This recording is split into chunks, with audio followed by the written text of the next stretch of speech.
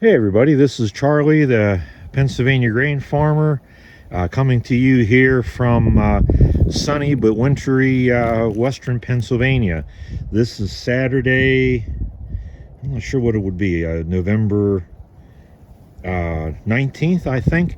It is a Saturday, though, I know that for sure. And it really has felt like winter. Since the last video that I did, where I was hauling soybeans for my next door neighbor here, and we got that done the very next day or two. We ended up with 4 or 4.5 inches of rain from the remnants of the hurricane that came up the east coast from Florida. And then since then it went from being in the 70s to being pretty much in the 30s, and it's supposed to be in the 40s, I think, even most of this coming week. And I know last night it was 19 degrees, and today it's, even though it looks nice, it's only a high of 32. But I thought today, since I don't have any field work going on right now, that I would do a video on two other pieces of equipment that you haven't seen yet. Most of my equipment you've seen, especially the tractors, either through a specific video on them or a video in which I was using that piece of equipment. But in this case, I wanted to devote this video, and it should be a fairly short one, to this older corn harvesting equipment that I have, and both of these pieces do work. These are both new idea machines. The one on the right is older. It's a corn picker, which means, for those of you that don't know, it takes whole ears off the stalk and husks them, and runs it up the elevator into a wagon. The other one is a newer, considerably newer, new idea super sheller. And this one goes through the field, and just like a combine, it knocks the kernels off the ears, throws the cobs out the back, and runs the shelled corn up that auger, also into a wagon. I haven't used these pieces in a while. The one on the right, it's probably been about 20 years. I think since 2002. And the super sheller, the last time I used it, I believe, was 2015. The corn picker I got in 1989. Up to that point in time, we had been using an older Oliver 2-row mounted picker, which we had mounted on our Oliver 77, which I know you've probably seen multiple times.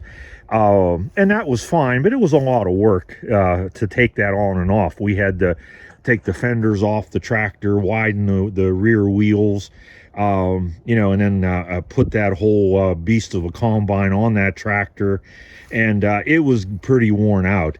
In 1988, my dad was pretty sick with cancer, and we had a drought that year here in western Pennsylvania, and we got my cousin to come over. He had a 2-row new idea sheller on a John Deere 3020, and he took off the little corn that we had. Not that it was little in acres, but it was little in yield, and he shelled that for us. And what I did in one of the 3 wire ear corn cribs that we had at the time, I lined it with plywood on the inside, and because I didn't have a corn bin, and put the shelled corn in there.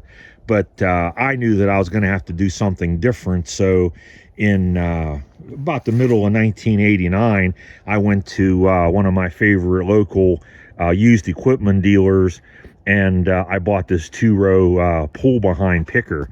When the dealer brought it down, they unloaded it halfway up our driveway, because there's a pretty good bank on the left-hand side, and he was able to back his truck up against that bank, and we could get the picker off that way. And my dad at the time was in 1989 was bedridden, and my mother had him in a hospital bed in the dining room of their house, which was on the first floor, obviously, and his bed was right beside the window so he could see out. So I brought the corn picker up the hill through the field below my mother's house and beside mine, and I brought it that way so my dad could see it. And I had told him that I was bringing it up, and he looked out the window, and after I took it past the window and I came in to see what he thought, he said, "You dumbass," he said, "why'd you buy that?" He said, "Well, that big 2-row picker," he said, "you're going to be getting stuck all the time." So I guess he wasn't too impressed, but it was it's always been a good picker for me. I can't say that I never went through some muddy areas. I don't remember ever having to get pulled out, but I was also careful about where I went whenever it got muddy. And I do remember one time that I had to I think it was the last year I used it, around the year 2002 or something like that, where I had to actually leave about 3 acres of corn go until almost springtime, just because it got a little too wet in the fall for me to go through the field.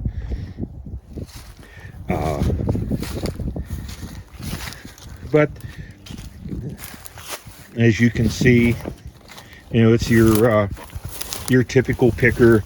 You have rolls here. You have gathering chains which pull the stalks in, and rolls that then pull the stalks down and snap the ears off, and then the ears go up the elevator, and they are then eventually dumped. Almost fell there. Into this husking bed, and this is a 2, 4, 6, 8 roll husking bed, and you notice that it has these rubber flaps on it. Some of the newer ones had the finger style, which I don't think this one ever had, but these ones are flat, and they help to keep to move the corn down the husking bed and keep them pressed up against those husking rolls. So then they would go into this little area down here, and then up the elevator. Extra stalks and stuff would come out those rolls up there at the top, and some of the trash, the husks and things like that would generally come out the bottom. Okay. And then you could control things like, how close together or far apart your rolls were, and, that type of thing. The machine's in pretty good shape. I try to hook the tractor up to it and run the PTO now and then, just to make sure everything doesn't get froze up. About the only thing this machine needs is back here on the back, on the elevator. I got some rust through, but that could easily be fixed with, a little bit of sheet metal and, weld that on. That wouldn't take long to do, or wouldn't be very hard. And it isn't a critical area, because there's actually a floor in it above that the corn runs on. That chamber there that this is the bottom of is just the return for the chain and paddles that take the corn, up the elevator. So it's not really that critical. I probably wouldn't be afraid to run it just the way it is. So that's our new idea corn picker. I honestly don't remember what model this picker was. I think it was a 213, but don't quote me on that. It was one of the newer models. This machine is a new idea super sheller, and you can see that label on the back. It's one of the latter corn picker type machines that New Idea made, because I believe they made these up until the 1980s. And like I said, this was one of the later and newer ones. uh, we had my dad had ended up passing away in 1989, and at that point we had gone from having dairy cattle to just raising beef. And whenever he passed away, I did the beef until 1998, pigs and beef, and at that point I gave that up and just started to raise crops. By I'd say the year 2002 or so, the ear corn market kind of dried up. Even after, well, let me back up. When I had the beef cattle, most of the corn that I took off of 40 acres, I ended up feeding to my cattle, and sometimes I had a little bit to sell. Then from 98 till about 2002, I didn't have cattle anymore, so I was picking the ear corn, and there was a Mennonite out from the eastern part of Pennsylvania who would come out and bring a tractor trailer and buy my ear corn from me. I believe he was feeding chickens, but I'm not sure. But anyhow, we did that for a few years. My neighbor sold him some as well, but that market kind of dried up. So really in this area there isn't, and there for a long time there hasn't been a market for ear corn. So I knew I was going to have to shell, and I wasn't comfortable at that point spending a lot of money on a self-propelled combine. And one of my friends, the family of his milk hauler, lived about an hour north of us, northeast, and had this machine they were no longer using because they had bought a combine. And he said, they want to sell it. Are you interested? And I said, yeah. So my brother-in-law and I took a drive up, and I'll tell you, this machine was in really nice shape. It had been used so little that there was still paint on a lot of the chains, but it's wide row, and I still plant wide row to this day. And they had gone to narrow rows in a combine, so they had no use for it. Nobody else around was planting wide rows, so they really couldn't sell it. They were just going to scrap it. So I told the guy, I said, when we were talking about price, I said, well, I'll give you scrap price for it. What do you think? $200? And he said, sold. So I bought it for $200. My brother-in-law and I took the auger off the back and loaded this machine onto his father-in-law's old flatbed Ford truck, and believe me, it hung over both sides, and we hauled it that hour home. We did it on a Sunday morning, and most of the roads were 4-lane, and we did it on a Sunday just because early in the morning, because we felt the traffic would be light. But it was still an ordeal because we couldn't see out of either one of the rear view mirrors past the machine, so we couldn't tell if anybody was alongside us or trying to pass us. And so if we needed to change lanes or make a turn, that was certainly an experience. But this machine is basically the same thing as the picker that's sitting beside it, except that in the back it has a shelling unit rather than a husking bed. So just like the other one, it has gathering chains and rolls, and then the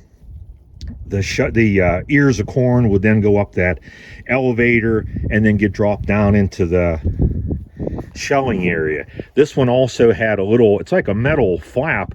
When the machine's on, this thing turns, and it helps to keep corn stalks from collecting in the head here. I remember in a recent video that Ross the Oliver Man did, he was complaining about how the broken pieces of corn stalk would kind of collect and gather up in his one row Oliver pull type corn picker, and that's exactly what the type of thing that little metal flapper was meant to prevent. Okay, but other than that, when you look at it, a lot of the parts between these two machines will interchange. And this is the husking unit back here, which is driven driven by this double chain. And then the auger here in the back, and there you can see that even though I don't see the model number, it is a super sheller. So basically the same machine as this, just a shelling unit rather than a husking bed.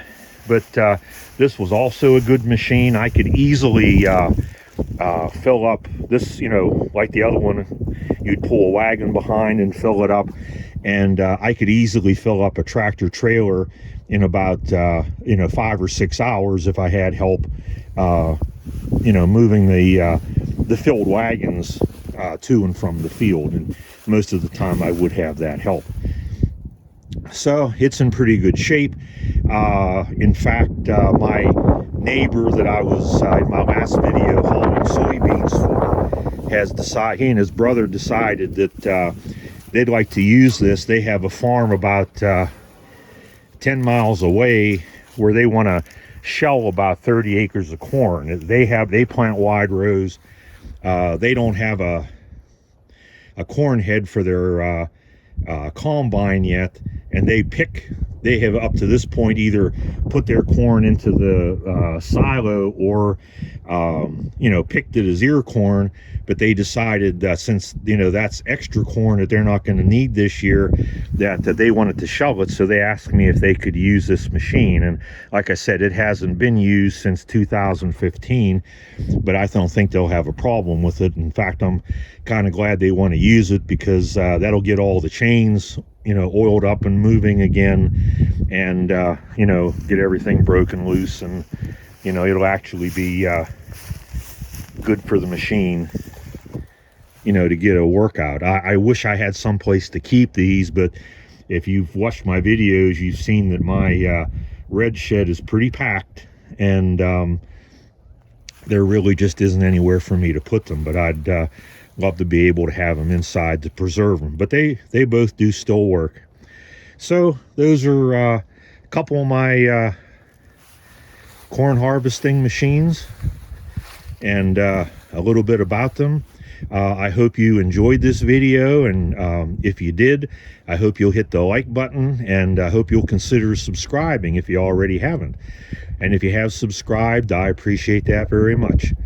So for now, this is Charlie, the Pennsylvania grain farmer, saying, see you next time.